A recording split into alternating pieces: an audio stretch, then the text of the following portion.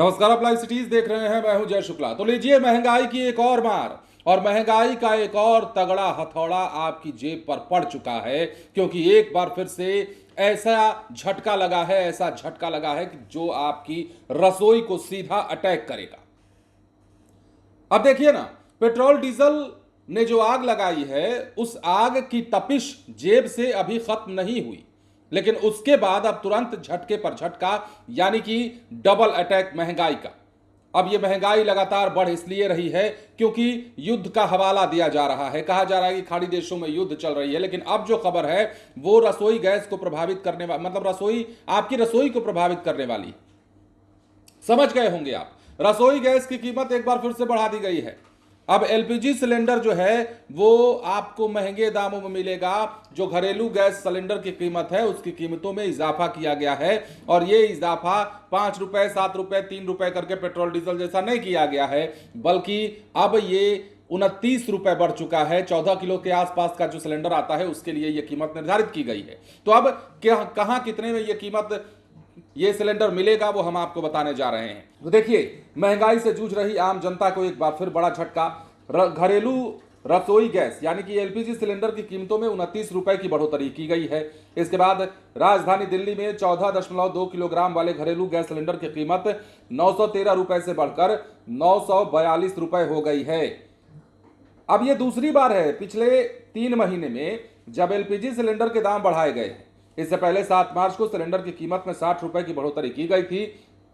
उस समय पश्चिम एशिया में बढ़े तनाव और वैश्विक ऊर्जा बाजार में आई उथल पुथल के कारण इंटरनेशनल ईंधन कीमतों में तेजी देखने को मिली थी।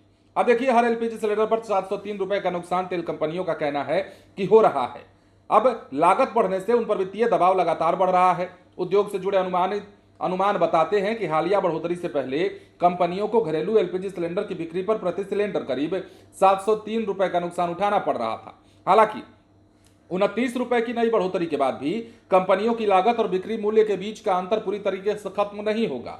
ऐसे में आने वाले समय में कीमतों को लेकर और फैसले किए जा सकते हैं, मतलब आगे और भी कीमतें बढ़ सकती हैं। अब समझिए 4 महानगरों में क्या कीमत है। अभी नई दिल्ली की हमने बात कर ली, 913 रुपए पुराना जो कीमत था वो चल रहा था सिलेंडर का, लेकिन अब 942 रुपए देने होंगे। मुंबई में पिछली कीमत 912.50, मतलब 912 रुपए 50 पैसे जो कीमत थी, अब 941 रुपए 50 पैसे हो गई। कोलकाता में 939 से बढ़कर 968 हो गया। चेन्नई में 928 रुपए 50 पैसे से बढ़कर 957 रुपए 50 पैसे हो गया। अब पेट्रोल, डीजल और सीएनजी की कीमतें भी लगातार बढ़ रही हैं। मई के मध्य से अब तक पेट्रोल और डीजल की कीमतों में कुल मिलाकर करीब 7.5 रुपए प्रति लीटर की वृद्धि हो चुकी है।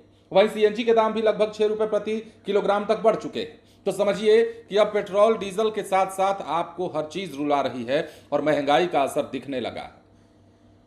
बहुत अमीरी होगी, अगर आपके पास बहुत पैसे होंगे तो शायद आपको इसका असर ना समझ में आ रहा हो, सिर्फ खबरों के माध्यम से आप देखते हो। लेकिन जो लोग जूझ रहे हैं, जो लोग रोज मजदूरी करके खाते हैं, जो लोग middle class, lower middle class वाले हैं, उनसे जाकर पूछिए कि वो कितनी जद्दोजहद से गुजर रहे हैं।